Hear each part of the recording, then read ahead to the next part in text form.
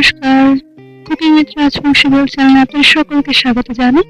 আজকে আমি বানাচ্ছি কোরিয়ান পটেটো নুডলস। তার জন্য প্রথমে আমি আলুগুলোকে সেদ্ধ করে নেব। নিয়ে আমি আলুগুলোকে ম্যাশ করে দেব।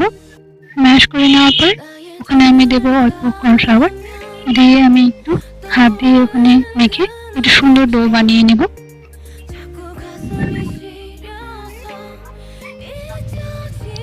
ডো বানিয়ে নেওয়ার পরে আমি এগুলোকে রসগোল্লার মতো গোল গোল করে নিয়ে সেখানে একটি বোতলের ছিপি দিয়ে সুন্দর করে ডিজাইন বানিয়ে নেব। নিয়ে আমি এগুলোকে বল, তারপরে কড়াইয়ে অল্প তেল দিয়ে রসুন কুচি, আদা কুচি, তারপরে লঙ্কা কুচি আর তারপরে পেঁয়াজ কুচি দিয়ে ওগুলোকে আমি ভেজে নেব।